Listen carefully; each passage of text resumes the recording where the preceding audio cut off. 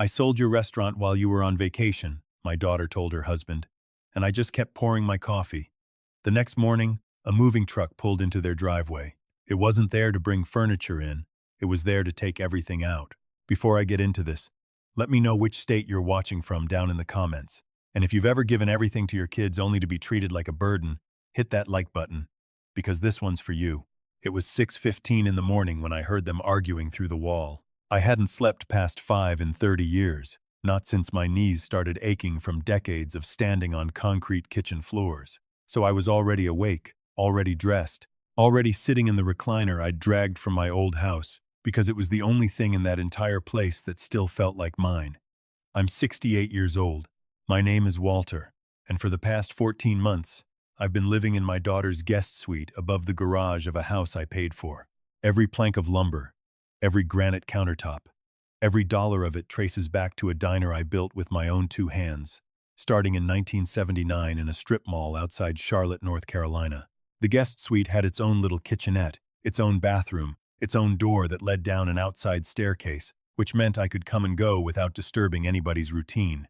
That's what my daughter Claire had told me when she and her husband Brandon first suggested I move in after my wife Diane passed. "You'll have your own space, Dad," she'd said, gripping my hand at Diane's funeral like she meant it with her whole heart. "You'll never be alone again." And for the first few months, I believed her. I believed all of it. That morning, I heard Brandon's voice first, low and irritated, drifting up through the heating vent that connected my little kitchenette to the walk-in pantry below.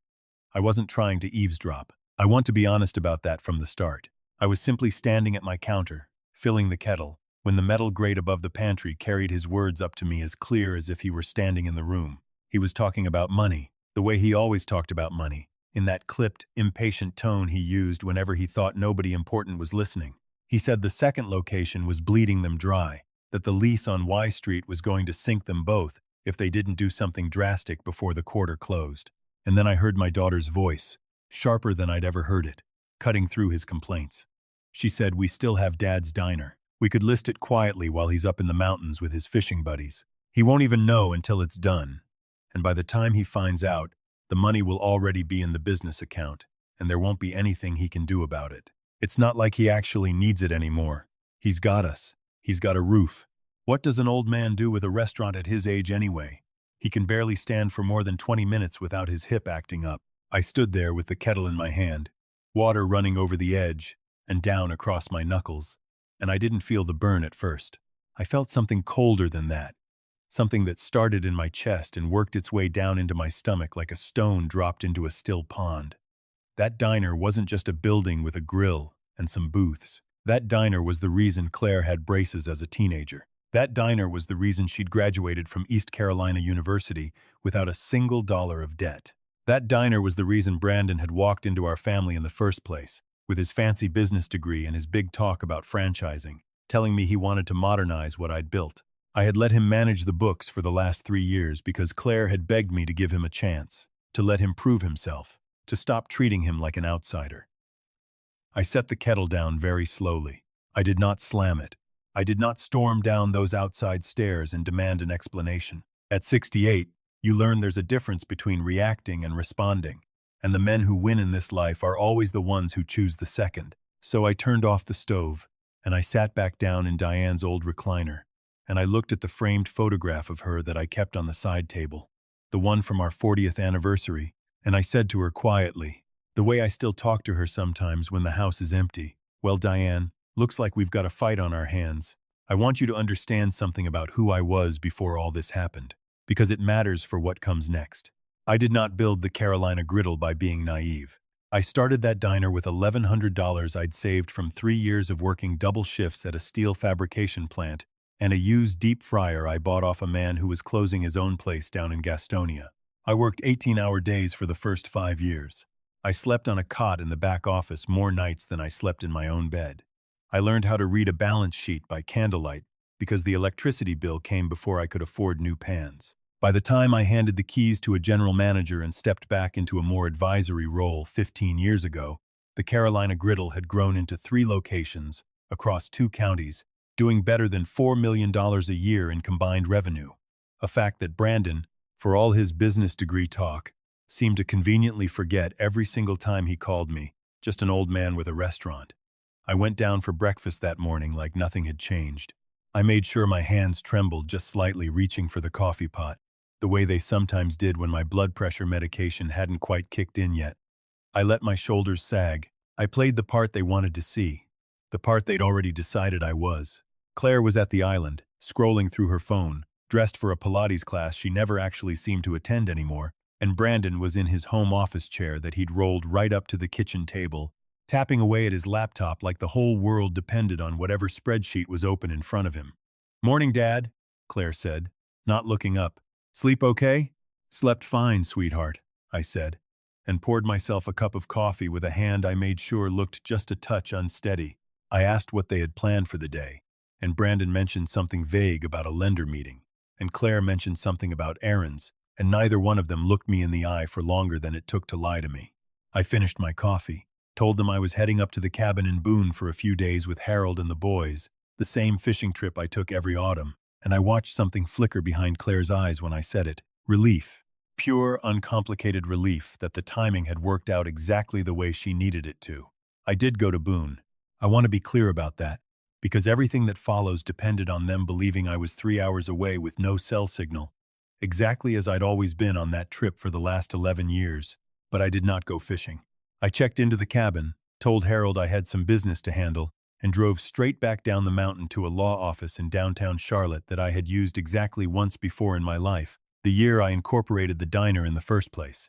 The attorney's name was Gene Whitfield, and he was pushing 70 himself, a man with a voice like gravel being poured into a bucket and a mind sharper than most lawyers half his age. Gene had drawn up my original operating agreement back in 1981, and though he'd mostly retired from the day-to-day, he still kept an office 2 floors above a bail bonds shop because, in his own words, retirement was for men who didn't enjoy a good fight anymore. I sat across from him and told him what I'd heard through that heating vent. Gene didn't say a word while I talked. He just listened, his weathered hands folded on top of his desk, his eyes narrowing slightly with every detail I gave him.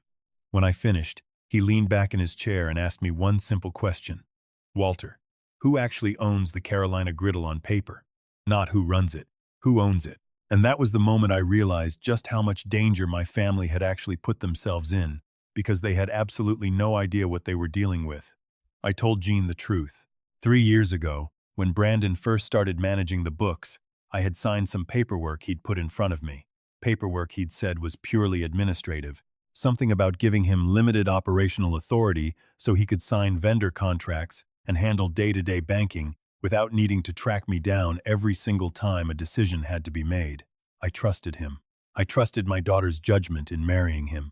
I had not read every line of that document as closely as I should have, because at the time, I was still grieving Diane, and I wanted so badly to believe that my family was finally coming together instead of drifting apart. Gene asked me to get him a copy of that document as fast as I possibly could, and I told him I knew exactly where it was, filed in the small fireproof safe in my guest suite that Claire and Brandon didn't even know existed, because I'd installed it myself the week I moved in. An old habit from decades of protecting cash receipts before the days of digital banking. I drove back to the house that same afternoon while they thought I was 200 miles away, let myself in through the outside staircase, and retrieved the folder. Gene spent the better part of 2 hours going through every page with a red pen in his hand, muttering under his breath, occasionally letting out a short, humorless laugh that told me he'd found something. When he finally looked up, his expression had gone completely flat, the expression of a man who has seen every trick in the book and is no longer surprised, only tired of confirming it. "Walter," he said, "this document gives Brandon limited operational authority, exactly like you thought. It does not give him ownership. It does not give him the right to sell the business or any of its physical assets. If he attempted to list your diner for sale, he would need your signature as majority owner, full stop. There is no way around that requirement. Unless what?" I asked. And I already knew from the look on his face that I wasn't going to like the answer. "Unless he intends to forge it," Gene said quietly, "or unless he intends to get you declared incompetent to sign on your own behalf and have himself appointed as your legal proxy instead." I sat in that office for a long moment without saying anything at all, because a part of me, some small, foolish part that still wanted to believe the best about the man my daughter had chosen, refused to accept it. But then I thought about the conversation I'd overheard, the casual, businesslike way Claire had talked about selling my diner behind my back while I was supposedly hundreds of miles away, with no way of finding out. That wasn't a spontaneous idea. That was a plan they had clearly already been discussing for a while, refining, waiting for the right window of opportunity. I asked Gene what we should do, and he told me the same thing he'd told me 30 years ago when a supplier tried to swindle me out of a shipment of equipment I'd already paid for in full. He said the worst thing I could do right now was confront them directly, because the moment they knew I was aware, they'd either destroy evidence or accelerate their timeline out of panic. What we needed instead was proof, real proof, documented and dated, showing clear intent to defraud before I ever said a single word. So for the next 9 days, I became a ghost in my own family's life. I called Claire twice from the cabin, keeping my voice relaxed and unhurried, talking about the fish I supposedly wasn't catching and the cold snap coming through the mountains. Meanwhile, Gene had quietly reached out to a private forensic accountant he'd worked with for decades, a sharp, no-nonsense woman named Priscilla who specialized in exactly this kind of situation, family businesses being systematically drained by someone with just enough access to be dangerous. Priscilla pulled the diner's banking records going back 18 months, and what she found made my stomach drop in a way that overheard conversation through a heating vent never could have. The Carolina Griddle's original location, the one I'd built with my own hands in that strip mall back in 1979, was doing fine, steady as ever. But the second location on Y Street, the one Brandon had personally pushed me to open 2 years earlier, insisting it was a golden opportunity in an up-and-coming neighborhood, was hemorrhaging money in a way that made absolutely no sense for a restaurant with consistently full parking lots and decent online reviews. Priscilla traced it in less than a week. Brandon had been quietly diverting cash receipts from the Y Street location into a separate account he controlled, an account tied to something called Riverbend Capital Partners, a shell entity registered in Delaware that, according to public filings, had exactly one listed officer, Brandon. I asked Gene the same question I'd asked about the diner. What is Riverbend Capital Partners actually doing with the money? And Gene, in his usual unhurried way, told me he had a guess, but he wanted Priscilla to confirm it before we said anything out loud, because a guess wasn't good enough for what we were about to do. It took her 4 more days. Riverbend Capital Partners, it turned out, wasn't a business at all. It was a vehicle Brandon had used to funnel over $300,000 into a series of increasingly reckless investments in volatile cryptocurrency tokens, chasing losses that had started small 18 months earlier and had since spiraled completely out of control, the way gambling debts always do when a man is too proud to admit he's already lost. He wasn't managing my diner's books to modernize the business, the way he'd promised Claire and promised me. He was using it as a private piggy bank to feed an addiction he'd hidden from every single person who loved him, including, it seemed increasingly clear, my own daughter. I remember sitting in my truck outside Gene's office after Priscilla walked us through the final report, gripping the steering wheel so tightly my knuckles went white. I thought about the year 1979 again, about sleeping on that cot in the back office, about the winter I couldn't afford to fix the furnace in my own apartment. So I slept in 3 layers of clothes, just so I could put every spare dollar back into that fryer, back into that dream, back into a legacy I wanted to hand down to my daughter someday. And this man who had sat across my Thanksgiving table for 6 years calling me Dad, had been quietly bleeding that legacy dry to feed a habit he was too much of a coward to admit even existed. I did not cry sitting in that truck. I want to be honest about that too. What I felt instead was something colder and far more useful, a clarity I hadn't felt since the early years of building the business, when every single decision mattered and there was no room for sentiment to get in the way of survival. Brandon had made a catastrophic miscalculation. He had assumed that because I was old, because my hip ached, because I spent my mornings quietly drinking coffee in a recliner, that I had gone soft somewhere along the way. He had no idea that the man who built an empire out of $1,100 and a used deep fryer was still very much alive underneath the cardigan. But there was still a piece of the puzzle I didn't understand, and it kept me awake that whole night in the cabin, staring at the ceiling while Harold and the other men snored in the next room. If Brandon needed cash so badly to cover his crypto losses, why the sudden urgency to sell my original diner specifically, the one location that was actually thriving? Why not simply sell the failing Y Street property and cut their losses there? Something didn't add up, and Gene, when I called him at 7 the next morning, Agreed completely. Give me 2 more days, he said. I want to talk to someone at the county clerk's office before we move on anything. Those 2 days turned out to be the most important 2 days of the entire ordeal, because what Jean discovered wasn't just a desperate man trying to cover a gambling problem. It was something considerably darker. Jean had a contact at the county records office, a woman he'd known for over 20 years, who quietly pulled some filings for him under the table, the kind of favor that exists only between people who trust each other completely. 2 weeks before I'd overheard that conversation through the heating vent, Brandon had filed paperwork with an attorney, not Jean, a different attorney entirely, one specializing in elder guardianship petitions. The filing was preliminary, not yet submitted to a judge, but it was drafted and ready, a petition requesting that the court evaluate my mental competency based on, and I remember Jean reading this part out loud to me with real disgust in his voice. A documented pattern of memory lapses and disorientation observed by immediate family members. I had never had a memory lapse in my life. I had never been disoriented a single day since Diane passed. Not once. What they were preparing to do was manufacture a paper trail of lies, probably intending to have Claire and possibly even a hired physician testify to a decline that had never actually occurred, so that a judge would grant Brandon legal authority over my affairs. And once he had that authority, my original diner, the one location generating the actual healthy revenue his shell company desperately needed, would become his to sell without needing my signature at all. My hip pain, my occasionally shaking hands from blood pressure medication, my quiet mornings in the recliner. They hadn't just been watching an old man slow down. They had been building a case file, one detail at a time, to prove in front of a judge that I no longer knew what was good for me. I sat with Gene in his office that afternoon and I asked him the only question that mattered anymore. What do we do? And how fast can we do it? Gene told me something I've thought about many times since. He said, Walter, they've spent weeks building a lie about you. Now we're going to spend the same amount of time building the truth about them. And the truth, when it's this solid, always wins in the end. It just requires patience. And I know you have more patience in your little finger than most men have in their entire bodies. We spent the next 11 days assembling a case that would make it impossible for any judge, any relative, any friend, to ever doubt what had actually happened.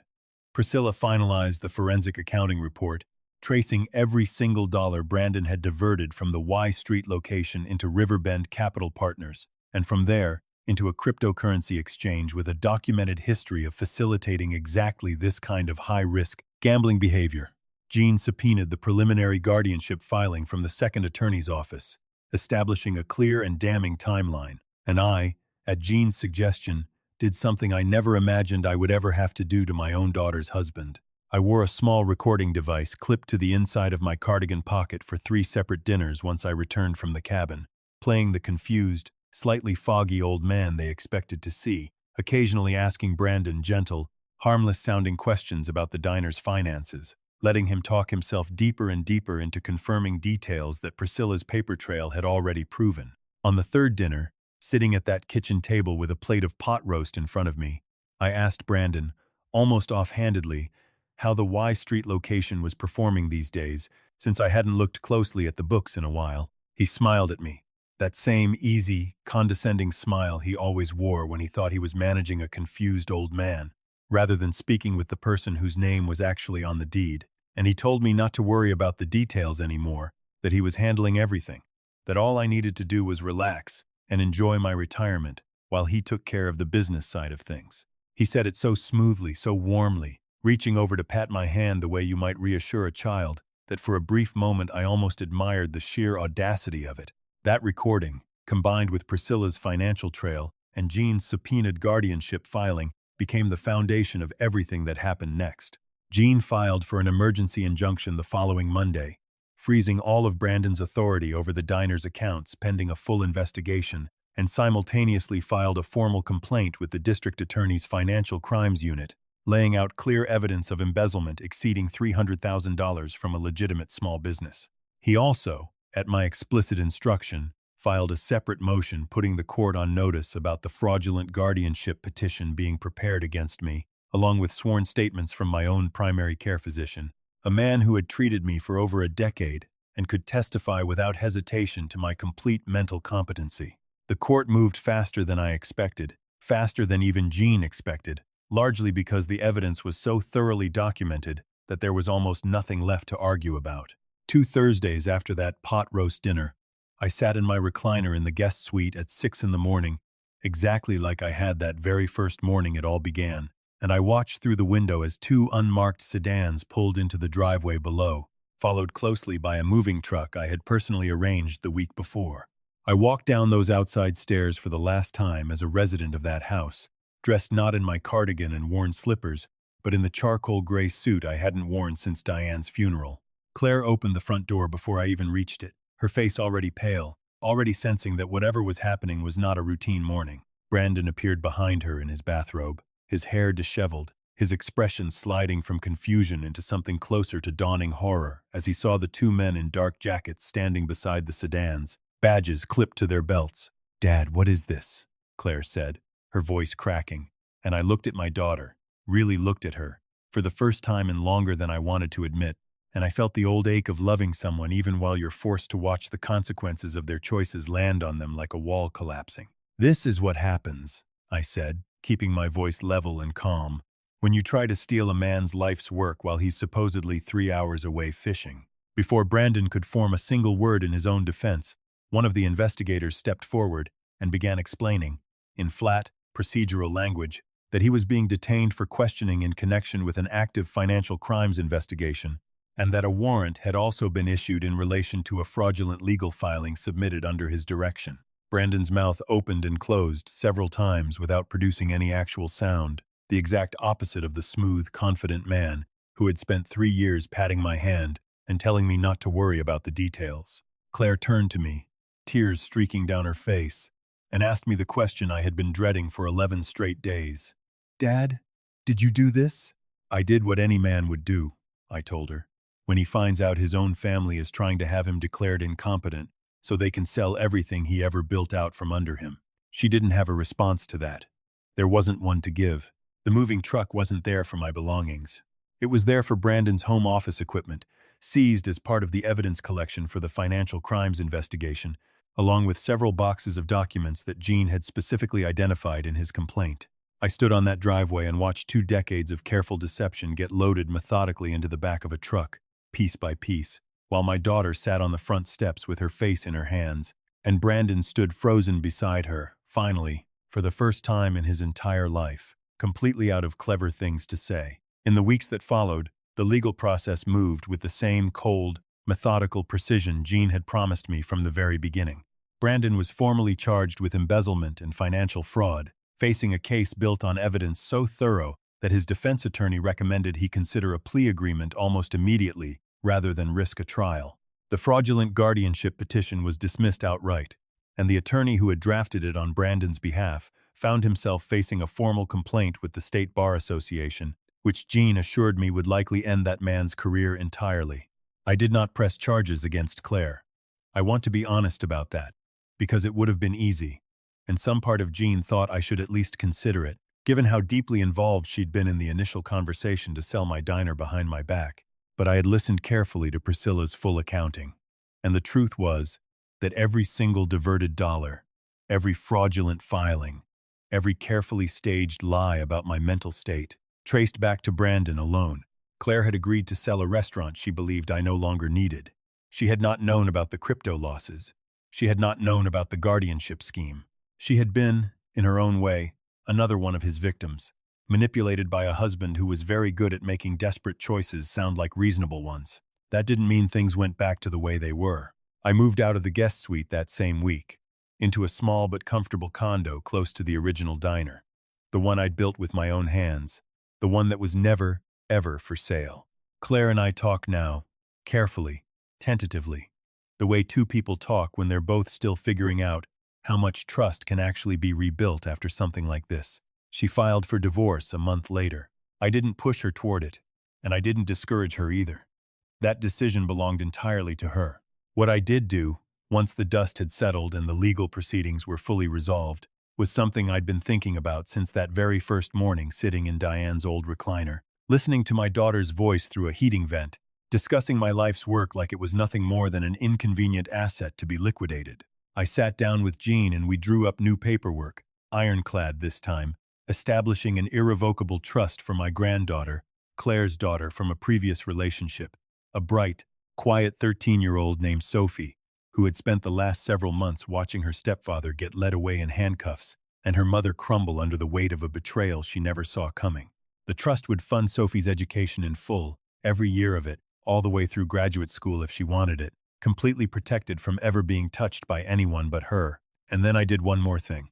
I sat down with the general manager at the original diner, a woman named Rosa who had worked for me for over 20 years and understood the value of that place better than almost anyone alive, and together we set up a small scholarship fund in Diane's name, offering 2 full culinary school scholarships every year to kids from the neighborhood who couldn't otherwise afford it, kids who reminded me a little bit of the $1,100 and the used deep fryer, and the boy who had absolutely nothing but the willingness to work harder than anyone else around him. I still go up to Boone every autumn with Harold and the boys, and this year, for the first time in longer than I can remember, I actually caught fish instead of spending the whole trip staring at my phone waiting for news from Jean. I sat on the edge of the dock in the cool morning air, watching the mist lift off the water, and I thought about the year I started that diner, about all the sacrifices that felt, at the time, like they might never actually pay off. I thought about a man who believed that if he simply gave enough, worked hard enough, provided enough, he would automatically earn the loyalty of the people he loved. I know now that isn't how it works. Loyalty isn't something you can buy with a diner or a guest suite or a lifetime of quiet sacrifice. It has to be built honestly on both sides, or eventually it collapses under its own weight, the way Brandon's lies finally did. Sophie came up to visit me 2 weekends ago, and we sat together in the small kitchen of my condo while I taught her how to make the same pancake batter I perfected back in 1979, the recipe that built everything I ever had. She flipped her first pancake clean in the air and caught it without dropping a single piece, and she laughed. This bright, unguarded laugh I hadn't heard from anyone in that family in longer than I could count. I stood there watching her. Flour dusted across the counter, morning light coming through the window, and I thought, for the first time in over a year, that I was finally, truly home.